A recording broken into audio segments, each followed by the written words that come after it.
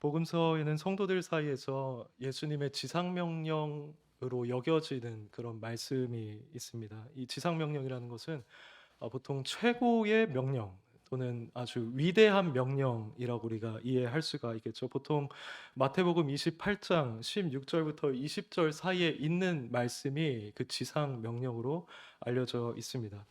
이건 우리에게 아주 유명하고 익숙한 말씀이죠. 근데 어, 꼭 이 마태복음에 있는 말씀들만이 지상 명령이다라고 할 필요는 없습니다. 왜냐하면 마태나 마가나 누가나 요한이나 각각 조금씩 차이는 있기는 하지만 예수님께서 승천하시기 직전에 제자들에게 가장 중요한 명령을 내리셨던 장면을 다 담고 있기 때문입니다. 그렇다면 이 네 가지 복음서에 공통적으로 기록되어 있는 그 지상 명령의 핵심이란 과연 무엇일까요? 요한복음에서는 아버지께서 나를 보내신 것 같이 나도 너희를 보내노라고 하셨습니다. 그리고 누가복음에서는 그의 이름으로 죄 사함을 받게 하는 회개가 예루살렘에서 시작하여 모든 족속에게 전파될 것이 기록되었으니 너희는 이 모든 일의 증인이라고 했습니다. 그리고 오늘 본문인 마가복음에서는 너희는 온 천하에 다니며 만민에게 복음을 전파하라고 말씀하셨죠. 저는 이 사복음서 중에서 마가복음의 그 지상명령의 핵심이 가장 잘 나타나 있다고 생각합니다. 요한복음에서 내가 너를 보내노라고 말씀하신 것, 그리고 누가복음에서 너희는 이 모든 일의 증인이라고 하신 것은 결국에 이 마가복음에서 말하는 것처럼 너희가 나가서 이제는 내가 너희에게 전했던 그 복음을 전파하라는 말과 같기 때문입니다. 마태복음 말씀도 마찬가지입니다. 이 말씀에는 너희가 가서 세례를 베풀고 제자를 삼고 내가 너희에게 가르쳐 분부한 모든 것을 지키게 하라고 명령하고 계시죠. 근데 이 또한 사실은 복음 전파가 전제된 것이라고 할 수 있습니다. 왜냐하면 우리가 누군가에 가서 그 사람에게 세례를 주고 제자로 삼고 가르쳐서 지키게 하는 것, 이 모든 것들이 이루어지기 위해서는 일단 복음이 그들에게 전파되어야 하기 때문인 것이죠. 그럼 여기서 잠시 우리가 이 지상명령의 중요성에 대해서 한번 생각해 보면 좋겠습니다. 지상명령은 예수님께서 이 세상을 떠나시기 전에 제자들에게 마지막으로 하셨던 말씀이었습니다. 그렇죠? 근데 우리가 일반적으로 뭔가 마지막이라고 했을 때 그 자체만으로 사실은 중요성을 가지고 있습니다. 우리가 먼 길을 떠나면서 이제 사랑하는 사람에게 마지막으로 한마디만 하라고 했을 때 우리는 결코 가벼운 이야기를 하지 않습니다. 오히려 그 사람에게 내가 꼭 해야만 하는 말, 가장 중요한 말, 가장 의미 있는 말을 하기 나름인 것이죠. 그래서 왜 저희가 군대 갈 때 보통 마지막으로 이제 연병장에서 들어가기 전에 부모님한테 사랑한다고 우리가 말하는 것이 아닙니까? 그래서 우리는 예수님께서 이 명령들을 승천하시기 직전에 마지막으로 말씀하셨다는 사실 그 자체만으로 우리는 이 지상 명령을 다른 무엇보다도 중요하게 여길 필요가 있는 것입니다. 그래서 이게 지상 명령이요, 최고의 명령이요, 가장 위대한 명령으로 우리에게 알려져 있는 것이죠. 이 명령을 직접적으로 들었던 예수님의 제자들은 그 중요성을 충분히 인지하고 있었던 것으로 보입니다. 예수님께서 승천하신 뒤에 제자들이 다락방에 모여서 기도를 했죠. 그리고 성령께서 오순절에 그들에게 임재하셨는데 그때 그들이 성령 충만함을 받아서 어떻게 변했습니까? 그들이 아주 힘이 센 슈퍼맨들이 되었나요? 아니면 이 세상의 모든 지식을 두루 섭렵한 그런 최고의 지혜자가 되었습니까? 아니었습니다. 그들은 성령 충만함을 받았을 때 세상에서 가장 위대한 복음 전파자들이 되었습니다. 그리고 이후에 그들은 평생의 이 지상 명령을 따라서 복음을 전했고 그것으로 인해서 이 세상에는 이 주님의 몸된 교회가 든든하게 세워질 수가 있었던 것이죠. 그 대표적인 예로 우리는 베드로를 들 수가 있습니다. 베드로는 아주 어떻게 보면 강한 모습을 보이기도 했지만 한편으로는 연약했기 때문에 예수님을 부인했던 자였죠. 하지만 그런 베드로가 성령의 충만함을 받았을 때 그는 평생의 복음을 전하는 자가 되었고, 예수님께서 그를 부르실 때 말씀하셨던 것처럼 실로 사람을 낚는 어부가 되었습니다. 그래서 주로 구약 성경을 인용을 하면서 유대인들에게 예수 그리스도에 대해서 전했고, 너희가 예수 그리스도를 믿고 세례를 받으라고 하였습니다. 지상 명령에 있는 내용 그대로 한 것이죠. 그래서 사도행전 2장 38절에는 이렇게 되어 있습니다. 베드로가 이르되 너희가 회개하여 각각 예수 그리스도의 이름으로 세례를 받고 죄 사함을 받으라고 했습니다. 그러니까 베드로는 이 지상 명령에 아주 철저하게 순종을 하고 있었던 겁니다. 근데 이건 베드로뿐만 아니라 다른 제자들도 마찬가지입니다. 빌립 같은 경우도 에디오피아 내시에게 복음을 전했을 때 이사야 53장 말씀을 근거로 해서 복음을 전했죠. 그리고 나서 그 내시가 예수님을 믿겠다고 하자 그에게 세례를 베풀었습니다.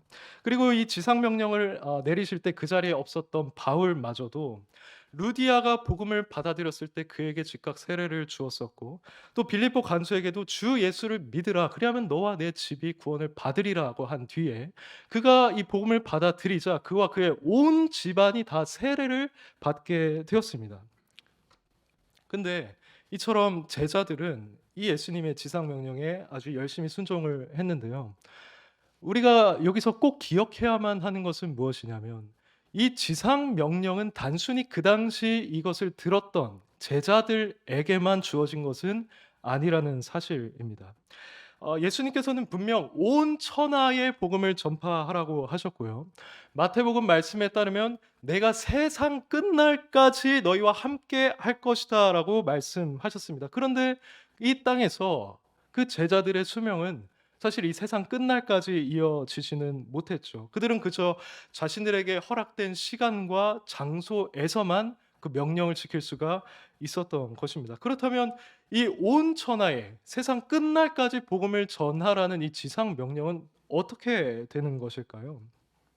우리는 그것이 그 당시의 제자들뿐만 아니라 이후에 그들에 의해서 세워진 교회, 그들에 의해서 회심한 그리스도인들에게까지도 적용되는 명령이라고 보아야 합니다. 즉 예수 그리스도의 지상 명령은 당시 제자들뿐만 아니라 그 이후에 존재하는 모든 그리스도인들에게 해당되는, 모든 그리스도인들이 반드시 지켜야만 하는 그런 명령이라는 것이죠. 그래서 이것이 결국에 우리의 사명이고 우리 각 개인의 사명이 되어야만 하는 것입니다. 실제로 그래서 인도 남부에 한 교회가 있는데요. 그곳의 지도자는 누군가 예수 그리스도를 믿겠다고 했을 때 그에게 세례를 주면서 그 세례를 받는 자가 자신의 머리 위에 손을 얹고 이렇게 고백하게 시킨다고 합니다. 나는 세례받은 그리스도인입니다. 만일 복음을 내가 전하지 아니하면 내게 화가 있을 것입니다라고 했습니다. 그 인도 교회 지도자가 이 세례받는 사람한테 이런 고백을 시킨 것은 그가 바로 이 지상 명령이 우리 모든 자들, 예수 그리스도를 믿는 모든 자들에게 해당되는 것이라는 사실을 알고 있었기 때문인 것이죠. 그래서 우리는 이 명령이 우리에게 적용됨을 반드시 기억해야 하고, 저와 여러분과 이 교회에 있어서 복음을 전한다라고 하는 것은 결코 우리가 해도 되고 하지 않아도 되는 그런 선택 사항이 아니라는 점을 반드시 기억해야만 합니다. 현재 성도님들은 어떻습니까? 성도님들께서는 그리스도인이 된 이후로 이 우리 모두에게 주어진 지상 명령에 대해서 순종을 하고 계십니까? 오늘날 일반적으로 이 복음 사역자들에게만 이 사명이 주어졌다고 생각하는 경향이 있는 것 같습니다. 그러나 그렇지 않습니다. 앞서 말씀드린 것처럼 우리가 예수 그리스도를 믿었다고 한다면 우리는 모두 다 예수 그리스도의 제자가 된 것이고 누구나 이 사명을 따라가야만 합니다. 물론 특별히 복음 전파에 전념하도록 부름을 받은 자들이 있죠. 하지만 그럼에도 불구하고 우리는 이것을 나의 사명으로 여길 수 있어야 하는 것입니다. 그래서 제임스 패커는 마태복음 28장의 지상 명령을 다루면서 이렇게 말했습니다. 본문의 세상 끝날까지라는 문구는 여기에서 말하는 너희가 열한 제자에게 국한되지 않는다는 사실을 분명히 한다. 그리스도의 약속은 역사상 존재하는 모든 교회, 즉 열한 제자를 통해 설립되어 발전된 신앙 공동체 전체를 아우른다. 따라서 이 약속은 그들은 물론 우리에게도 고스란히 적용된다라고 하였습니다. 하지만 이게 꼭 우리의 사명이 아니라고 할지라도 설령 이 지상 명령이 저와 여러분에게는 직접적으로 적용이 되지 않는다고 할지라도 사실 상황이 그렇게 크게 달라지지는 않습니다. 왜냐하면 만약 우리가 이 성경에 있는 내용, 특별히 예수 그리스도의 복음을 진정으로 믿고 있는 자들이라고 한다면 그것을 전하지 않고는 백일 수가 없기 때문이죠. 우리가 믿는 복음의 내용이란 무엇입니까? 쉽게 말해서 여기 예수님께서 말씀하신 것처럼 예수 그리스도께서 십자가에서 죄인을 위해서 돌아가셨고 이제 그분을 자신의 구원자로 받아들이는 자에게는 영생이 있을 것이고 그분을 끝까지 믿지 않고 거부하는 자들에게는 정죄가 있을 것이며 그것은 곧 그를 지옥으로 이끈다라고 하는 것이 복음의 명백한 진리이고 이것은 어린 아이라도 알 수 있는 사실입니다. 그런데 만일 우리가 이것을 믿고 있으면서도 우리 주변에 있는 자들에게 복음을 전할 생각을 조금도 하지 않고 그저 침묵만 지키고 있다면 과연 우리는 이 복음을 정말로 믿고 있는 자들이라고 할 수 있을까? 그런 생각을 해봐야 할 것입니다. 만약에 우리 옆집에 불이 났다고 했을 때 우리는 이 집주인에게 당장 달려가서 여기에 불이 났으니까 빨리 끄라고 말을 할 것입니다. 그리고 우리가 동행하는 자가 산속에서 절벽을 향해서 가고 있을 때 우리가 저 사람이 절벽에 가고 있구나라는 걸 알아차렸다고 한다면 우리는 그 사람에게 속히 가서 그 길 가지 마시고 돌이키십시오라고 분명히 말을 해줄 것입니다. 그런데 오늘날 많은 그리스도인들이 주변에 있는 영혼들이 영혼의 영원한 멸망인 지옥을 향해서 가고 있는 것을 우리가 보고 있으면서도 그들에게 아무 말도 하지 않고 침묵을 지키고 있고 전할 생각조차 계획조차 세우지 않는다고 하는 것은 우리가 과연 어떻게 바라보아야 하겠느냐는 말입니다.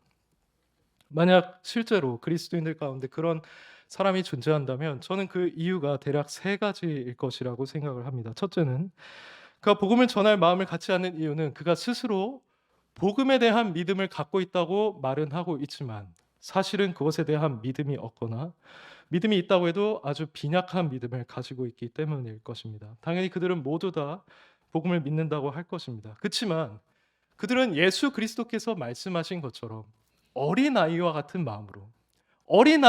마음으로 이 복음과 영생과 영벌에 대해서는 받아들이고 있지 않은 것입니다.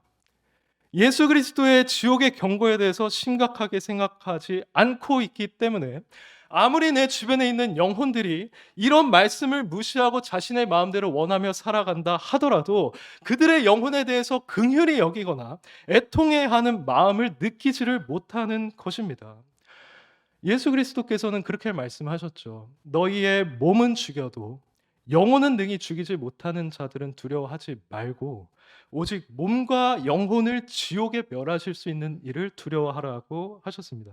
근데 사실 그들은 이러한 하나님을 두려워하지 않고 있는 것입니다. 그래서 누군가 병에 걸렸다고 하거나 아니면 무슨 사기를 당해서 파산을 당했다고 하면 그것에 대해서는 불쌍히 여기면서도 그의 영혼이 지금 지옥으로 가고 있다는 것에 대해서는 불쌍한 마음을 느끼지를 못하는 것입니다. 최근 유한겔리온 모임에서 저희가 철로역정을 다루고 있습니다. 여길 보시면 아름다운 궁전이라는 곳이 등장을 하는데 그곳은 교회를 상징합니다. 교회를 상징해서요. 거기에 있는 여인들이 교회 직원을 상징합니다. 그래서 그 직원들이 들어온 크리스천에게 막 이것저것 물어보는 장면이 등장을 해요. 너는 왜 이곳에 오게 됐냐? 지금 너는 어디를 향해 가고 있느냐? 이런 질문을 합니다. 근데 그 가운데서 자비라는 여인이 등장을 하는데요. 자비가 크리스천에게 질문했던 것이 생각보다 인상적입니다. 그는 가족들이 있느냐고 물어봤습니다. 그래서 그렇다고 말하자 그럼 당신은 그 가족들에게 그들이 처하게 될 멸망과 위험에 대해서 충분히 경고했습니까? 라고 물어봤어요. 또 하나는 그러면 그들이 당신의 설득을 듣지 않았다면 당신은 그들을 위해서 충분히 기도했습니까? 라고 물어봤어요. 그 다음에는 기도를 한 다음에 당신이 느끼고 있는 그 슬픈 마음을 진심을 다해서 그 사람에게 전달했습니까? 라고도 물어봤습니다. 이것은 구원받은 그리스도인이라고 한다면 마땅히 다른 이들에게 복음을 전할 마음을 지니고 있어야 한다는 교훈을, 그 장면을 통해서 존 버년이 우리에게 보여주고 있는 것입니다. 크리스천은 이런 자비의 질문에 대해서 아주 긍정적으로 답변을 했습니다. 그런데 만일 우리가 이러한 질문을 받는다면 우리는 그 자비의 질문에 대해서 뭐라고 답을 할 수가 있을까요? 우리도 과연 크리스천처럼 주변에 있는 영혼들에 대해서 그들의 비참함과 영벌과 위험과 멸망에 대해서 충분히 말해 주었는지, 그들을 위해서 우리는 충분히 기도를 했는지, 그들에 대해서 우리가 느끼고 있는 슬픈 감정을 충분히 말해 주었는지, 우리는 그런 것에 대해서 과연 잘 대답할 수 있을까요? 다음으로, 만약 어느 그리스도인이 복음을 전하는 데 관심이 없다면, 둘째로 그것은 아마 그가 하나님을 충분히 사랑하고 있지 않기 때문일 수가 있습니다. 만약 우리가 하나님을 진정으로 사랑한다면 우리는 자연스럽게 그분의 뜻을 행하게 되어 있습니다. 예수님께서 이 사실을 직접적으로 말씀하셨죠. 요한복음 14장 21절에서 나의 계명을 지키는 자라야 나를 사랑하는 자니라고 했습니다. 그리고 요한일서 5장 3절에서 요한은 하나님을 사랑하는 것은 이것이니 우리가 그의 계명을 지키는 것이라고 했습니다. 그래서 만약 누군가 예수 그리스도를 믿고 구원을 받아서 하나님을 정말 사랑하게 된 자라고 한다면 자연스럽게 내가 그분을 위해서 무엇을 할 수 있을까? 나를 향한 그분의 뜻은 무엇일까를 고민하게 될 것이고, 그에 따라서 이 명백하게 말하고 있는 그 명령인 복음 전파라는 일을 행하게 될 것이라는 말입니다. 예수님께서도 공생의 기간에 병을 고치시고 가르치시기도 했지만 무엇보다도 복음을 전하는 일을 수행하셨었죠. 이것은 예수님께서 성부 하나님을 사랑하시는 가운데 그분의 뜻에 순종하는 차원에서 이루어진 일이었습니다. 또 예수님의 제자들도 한번 생각해 보시기를 바랍니다. 내가 주님을 사랑하는 줄을 주님께서 아시나이다라고 고백했던 베드로도 평생에 복음을 전하다가 전해지는 바에 따르면 거꾸로 십자가에 못 박혀 죽었다고 말을 하죠. 그 외에 다른 예수님을 사랑했던 제자들도 마찬가지였습니다. 전해지는 바에 따르면 그들도 아주 비참하게 순교를 당했다고 전해집니다. 또 만삭되지 못해서 난자 같은 바울도 마찬가지죠. 그는 내가 달려갈 길과 주 예수께 받은 사명, 곧 은혜의 복음을 증언하는 일을 내가 마치려 하면은 나의 생명조차 조금 더 귀한 것으로 여기지 아니하노라고 했습니다. 그래서 그는 실제로 이렇게 말했죠. 사람들이 막 거기 가면 당신 죽습니다라고 하자, 나는 주 예수의 이름을 위해서 결박당할 뿐 아니라 예루살렘에서 죽을 것도 각오하였노라고 바울은 이야기했습니다. 근데 이건 제자들에게만 속한 것이 아니고요. 누구나 예수 그리스도를 믿고 회심한 자에게는 이러한 열정이 생기기 마련입니다. 그래서 저희가 최근에 부흥 역사를 살펴봤는데, 부흥의 때에 선교 기간이 그렇게 많이 발생하게 되고 흥왕했던 이유는 그 회심한 자들이 그리스도를 사랑하게 되었고 그분의 명령을 따라 복음을 전하기를 원했고, 그래서 기꺼이 그 불모지 같은 선교지에 자신을 헌신했기 때문이었던 것입니다. 이처럼 하나님을 사랑하는 자들은 자연스럽게 그분의 명령을 따르게 되어 있습니다. 그리고 그 명령 중에 명령인 복음 전파라는 이 명령을 순종하게 되어 있는 것입니다. 그래서 우리는 과연 복음을 전하고 있지 않는다면, 우리가 복음에 대해 관심을 갖고 있지 않다면 내가 현재 충분히 하나님을 사랑하고 있는가를 생각해 보아야 할 것입니다. 그리고 마지막 셋째로, 그리스도인이 복음을 전하지 않는다면 그것은 그가 이웃을 사랑하지 않기 때문일 수가 있습니다. 기본적으로 우리 그리스도인들에게는 두 가지 계명이 아주 큰 것으로 여겨지죠. 하나님 사랑과 이웃 사랑입니다. 앞서 하나님을 사랑하면 우리가 복음을 전하게 된다고 했는데요. 이웃 사랑도 마찬가지입니다. 우리가 만약에 이웃을 정말로 사랑한다면, 마치 그들을 내 몸과 같이 사랑한다면 우리는 그들에게 다른 것이 아니라 복음을 전할 겁니다. 저는 여러분들 모두가 자신의 삶에 있어서 죄사함과 그리고 영원한 생명을 가장 귀한 것으로 여길 것이라고 생각을 합니다. 근데 그게 만약 우리에게 그렇게 중요하고 우리에게 필요한 것이라고 한다면 그것은 우리뿐만 아니라 우리 주변에 있는 다른 사람한테도 중요한 것이고 그들에게도 아주 필요한 것입니다. 왜냐하면 모든 인간이 다 아담의 저주 아래에 놓여 있기 때문이죠. 모든 이들이 다 죄로 부패하였고 하나님의 원수가 되었습니다. 그들은 지금 죄와 마귀의 종노릇을 하고 있습니다. 그래서 만일 우리가 그 이웃들을 사랑한다면 우리가 그들에게 줄 수 있는 가장 좋은 것인 복음을 전하게 된다는 것입니다. 그래서 그런 자는 자신만이 복을 받아 누리고 그들 앞에서 침묵하는 비겁한 모습을 보이지는 않을 것입니다. 이 지점에서 우리는 바울의 고백을 한번 상기해 보면 좋겠는데요. 바울은 로마서 9장 1절에서 2절에서 이렇게 말했습니다. 내가 그리스도 안에서 참말을 하고 거짓말을 아니하노라. 나에게 큰 근심이 있는 것과 마음에 그치지 않는 고통이 있는 것을 내 양심이 성령 안에서 나와 더불어 증언하노니 나의 형제 곧 고륙의 친척을 위하여 내 자신이 저주를 받아 그리스도에게서 끊어질지라도 원하는 바로라고 하였습니다. 이것은 바울이 자신의 친척들의 불신앙에 대해서 매우 슬퍼하고 있다는 것을 보여줍니다. 심지어 그들을 위해서라면 내가 저주를 받아서 그리스도에게서 끊어질지라도 원하는 바다라고 말을 하죠. 이것은 물론 과장적인 표현이기는 하지만 바울이 얼마나 그들의 영혼에 대해서 깊은 관심을 가지고 있었고 그들의 불신앙에 대해서 애통하는 마음을 가지고 있었는지를 우리는 발견하게 됩니다. 모세도 마찬가지였죠. 이스라엘 백성들이 금송아지를 숭배하는 죄를 저질렀을 때 그는 이스라엘 백성들을 사해 주십시오라고 하나님께 기도하면서 했던 말이 그렇지 아니하면 원하건대 주께서 거룩하신 책에서 내 이름을 지워 버려 주옵소서라고 했습니다. 이들은 다른 이들의 영혼에 대해서 진심 어린 사랑의 마음을 가지고 있었기 때문에 이처럼 희생적인 고백을 할 수가 있었던 것입니다. 그래서 앞서 말씀드렸다시피 우리가 만약 지금 복음 전도에 대한 마음이 없다면 과연 나는 하나님의 말씀을 따라서 이웃을 사랑하려는 마음이 현재 존재하고 있는가를 점검해 보아야만 할 것입니다.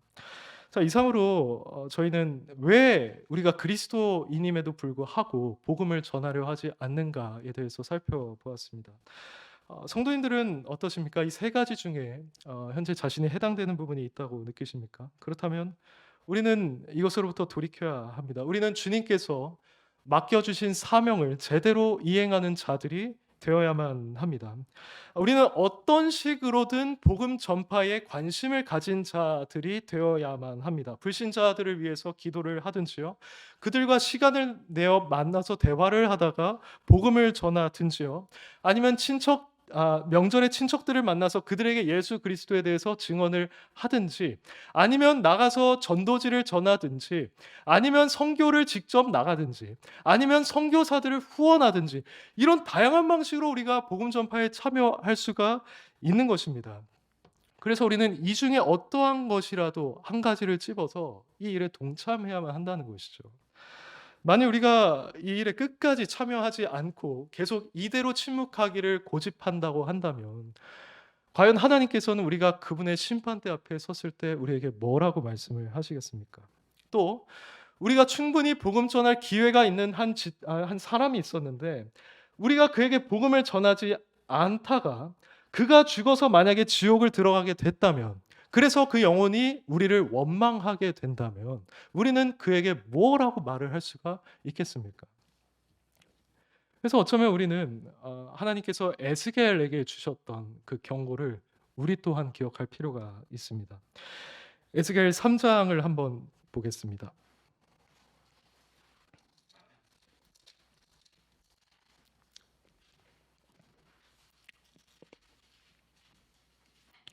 3장 17절에서 19절입니다.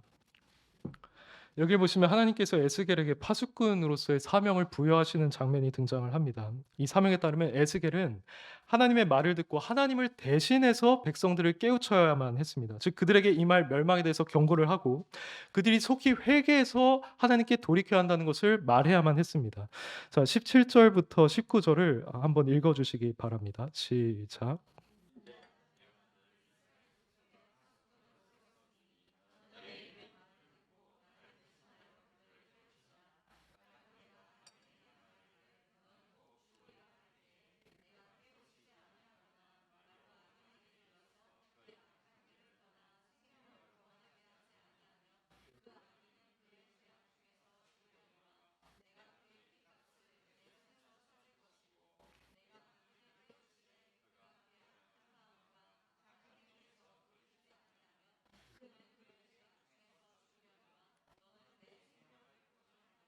네. 이 말씀은 곧 악인이 회개하지 않고 죄를 고집할 경우에 그 악인은 자신의 죄로 멸망을 당하게 될 것인데, 만약에 파수꾼의 사명을 맡은 자가 그가 멸망할 때까지 그에게 충분한 경고를 하지 않았다면 그에게 반드시 책임을 물으시리라는 그러한 말씀입니다. 그래서 내가 그의 핏값을 내 손에서 찾을 것이라고 두렵게 말씀하고 계시죠.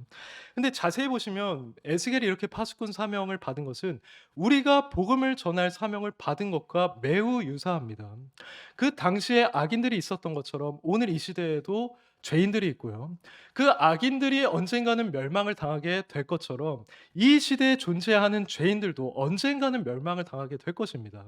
그리고 파수꾼이 있었던 것처럼 오늘날에도 우리 그리스도인들이 그들에게 복음 전하는 역할을 맡았죠. 파수꾼의 말을 듣고 그들이 회개하면 그들이 살 것이었던 것처럼 오늘날에도 우리가 복음을 전했을 때 그들이 우리의 말을 듣는다면 그들은 구원을 받고 영원한 생명을 누리게 될 것입니다. 이처럼 에스겔이 파수꾼으로 받은 사명과 우리 그리스도인들이 지상 명령에 의해서 받은 사명은 일치하는 부분이 아주 많다는 것입니다. 그렇다면 우리는 이 에스겔에게 말씀하신 경고를 우리에게 하는 말씀으로도 받아들여야 하지 않겠습니까? 만약 우리가 누군가 지옥에 가고 있는 것을 알고 있으면서도 이 사람에게 충분히 복음을 전할 기회가 있었지만 그에게 전하지 않고 침묵했다면 그들은 그들의 죄로 인해 지옥에 가겠지만 하나님께서는 그들의 핏값을 우리의 손에서 찾으실지도 모릅니다. 우리를 아주 엄중하게 책망하실지도 모릅니다. 그래서 존 스토트는 이렇게 말했습니다.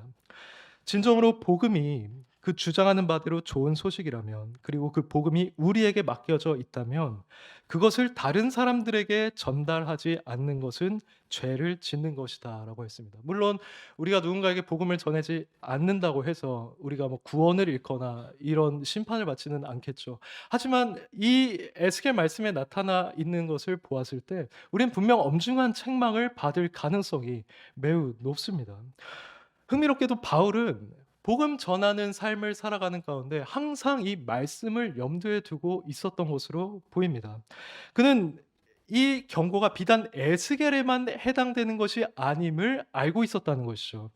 사도행전 18장 6절을 보시면 그가 유대인들에게 복음을 전했을 때 유대인들이 그를 배척하는 장면이 등장을 합니다.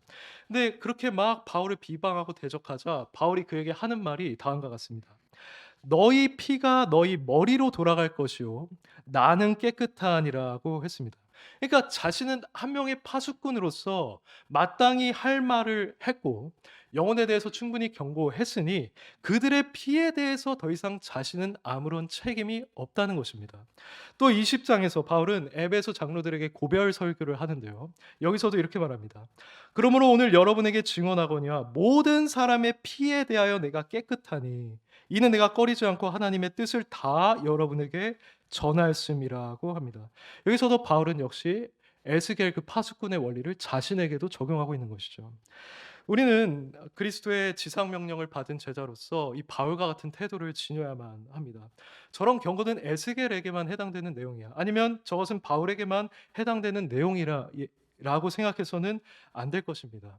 주님께서는 분명 우리에게도 사명을 맡겨 주셨고 하나님의 섭리에 따라서 우리와 관계를 맺게 되는 자들에게 복음을 전할 것을 그분은 명령하셨습니다.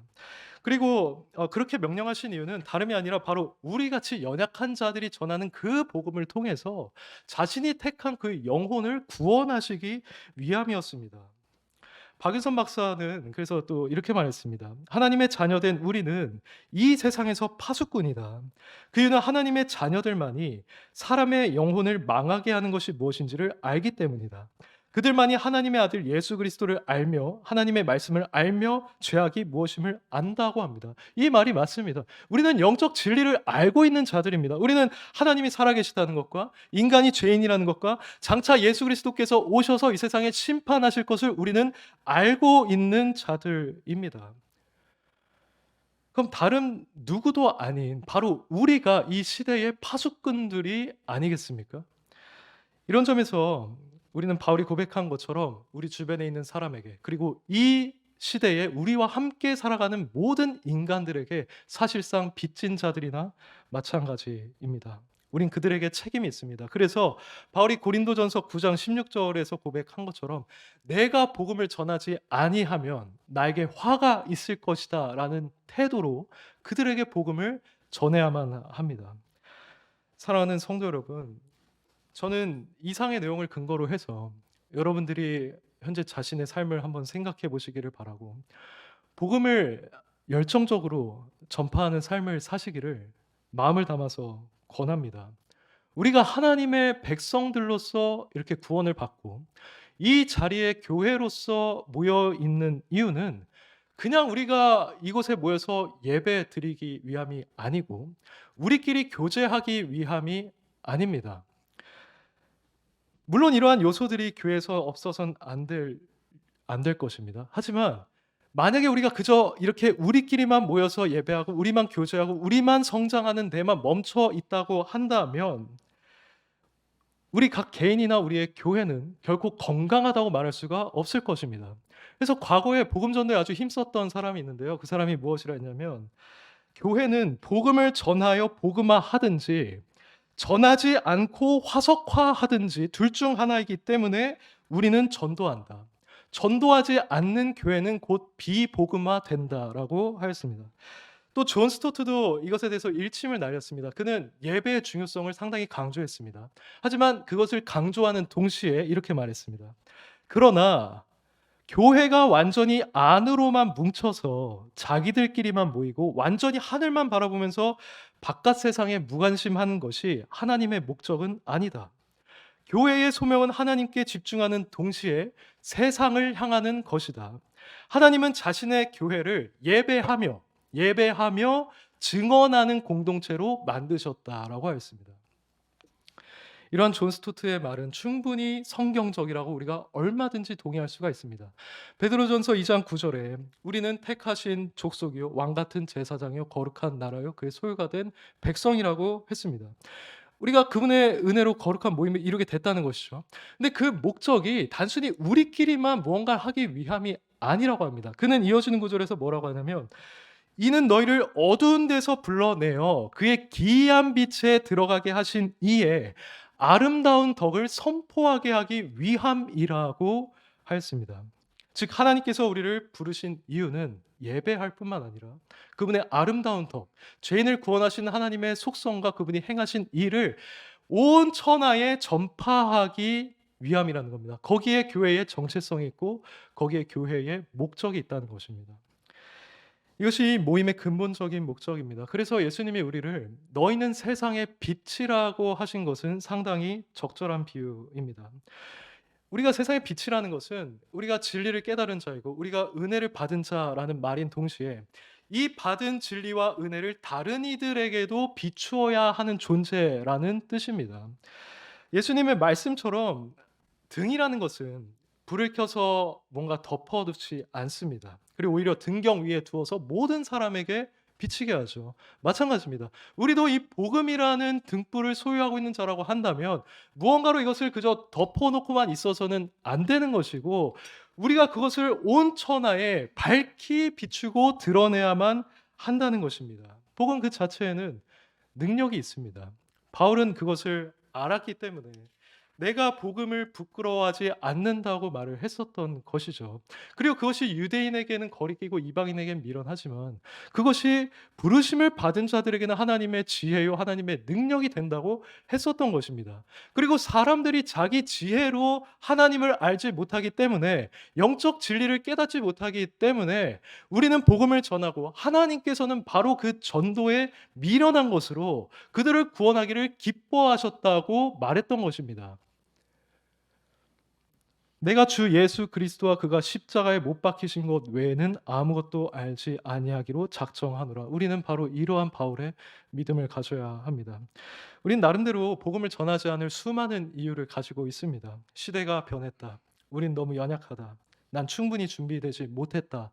라고 하면서 우리는 복음을 전하지 못하겠다고 합니다. 하지만 복음 그 자체에 능력이 있음을 저와 여러분은 반드시 기억해야 합니다. 우리가 누군가에게 가서 정말 하나님은 살아 계시다, 당신은 이 하나님께 죄를 지었기 때문에 지금 죄인인 것이고 예수 그리스도께서 이 세상에 오셔서 죄인을 위해서 죽으셨기 때문에 당신이 예수 그리스도를 믿는다고 하면 당신은 구원을 받을 것이다 라고 했을 때 바로 이 메시지 자체를 하나님께서 사용하셔서 그 영혼을 회심시키고 구원하시는 수단으로 사용하신다는 것입니다. 로마서 10장 17절 말씀처럼 이것을 들음으로써 그들 안에 믿음이 발생하게 되는 것입니다. 근데 바울이 말한 것처럼 누가 그들에게 전하지 않는다면 그들이 어떻게 듣겠습니까? 그들이 듣지 못했다면 그들이 어떻게 믿음을 가질 수가 있겠습니까? 오늘날 복음의 능력을 경시하는 이런 때일수록 우린 이사야처럼 하나님께서 누가 복음을 전할꼬라고 하실 때 내가 여기 있나이다 나를 보내소서라는 태도로 우리는 지녀야만 합니다. 저는 복음을 보면 볼수록 놀랍게 느낍니다. 우리가 리딩 지저스를 하기도 했지만 구약 성경부터 예수 그리스도에 대한 것이 다 예언이 되어 있었습니다. 2000년 전부터 그분이 어떻게 오실 것이고 그분이 어디서 태어날 것이고 그분이 결국에 어떤 일을 행함으로써 죄인들을 속죄할 것인지가 다 나와 있습니다. 예수님께서 복음서를 보시면 다 성취하는 것을 여러분들도 이미 보고 있지 않습니까? 그분이 정말로 구약부터 예언되어 온 유대인들이 그렇게 기다리던 그리스도라는 사실을 그분이 온 인류의 메시아이시고 저와 여러분 같은 죄인들을 구원할 구원자이심을 성경이 밝히 증거하고 있지 않습니까? 이렇게 복음은 아주 영광스러운 것인데 우리는 그만큼 복음을 취급하지 못하고 있는 것입니다. 이것에 대해서 우리가 입을 막고 있다면요. 그 약속은 오늘날까지도 유효하기 때문에 이방인인 우리가 구원을 받은 것이고요. 예수 그리스도께서 다시 오시기 전까지 이 일은 계속 이루어질 것입니다. 그래서 주님께서 다시 오실 때는 그 허다한 무리들을 데리시고 마치 알곡을 곡간으로 모아들이듯이 새 하늘과 새 땅으로 인도해 드리실 것입니다. 그러므로 사랑하는 올고든 교회 성도 여러분, 복음을 전하시기 바랍니다. 예수 그리스도께서는 우리에게 복음을 전파하라고 분명하게 명하십니다. 여러분이 복음을 전해서 누군가 믿고 세례를 받는다면 그는 구원을 받을 것이고 여러분이 복음을 전했음에도 불구하고 그들이 그걸 믿지 않는다면 그들이 정죄를 받고 그들은 지옥에 갈 것입니다. 다만 우리는 그들에 대해서 그들의 피에 대해 우리는 깨끗하다라고 말할 수가 있을 것입니다. 복음은 누군가 회심했다고 해서 성공한 것이 아닙니다. 도널드 휘트니라는 자가 있는데요. 그는 복음 전파를 우편 업무에 비유를 했습니다. 우편 업무의 성공 여부는 그 우편을 받는 자의 반응에 달린 것이 아니고 이것을 내가 제대로 전했느냐에 달려 있죠. 복음도 마찬가지라는 겁니다. 물론 우리가 회심의 열매를 간과해서는 안 되겠죠. 휘트니는 재밌게도 이것을 피레침에 비유했습니다. 우리는 복음을 전하면 그 사람들에게 피레침을 나눠주는 것이다. 근데 우리가 일반적으로 누가 벼락을 맞을지 모르지만 피레침을 가진 자가 벼락을 맞을 것은 확실하다고 했습니다. 그러니까 우리가 복음을 전해서 그들이 어쨌든 복음을 들은 자가 되었다면 하나님께서 누군가를 은혜를 부어주셔서 구원하실 때 반드시 그 복음을 들은 자가 구원을 받게 된다는 것입니다. 그래서 우리는 그들에게 이 피레침을 열심히 나눠줄 의무가 있다는 것이죠. 이처럼 우리의 목표는 누군가의 회심이라기보다는 물론 그것도 포함되지만요. 그저 누군가에게는 생명에 이르고 누군가에게는 사망에 이르게 되는 그냥 그리스도의 향기가 되는 것만으로도 우리는 충분한 것입니다. 그러므로 앞으로 주님께서 여러분에게 맡겨주신 이 지상 명령, 복음을 전하라는 사명을 기억하시는 가운데 여러분의 사랑하는 가족들, 친척들, 동료들, 더 나아가서 저기 거리에 있는 사람들에게 또는 외국인들에게 복음을 전하시길 바랍니다. 그래서 우리 각 개인과 우리 교회가 영적으로 더 건강해지기를 바라고요. 만약 하나님께서 허락을 하셔서 우리의 그런 전도에 열매를 맺게 하여 주신다면, 그래서 우리가 허다하게 많은 자들을 옳은 대로 인도를 한다면 다니엘서 말씀에 나와 있는 것처럼 우리는 언젠가 하늘에서 별과 같이 빛나게 될 것입니다.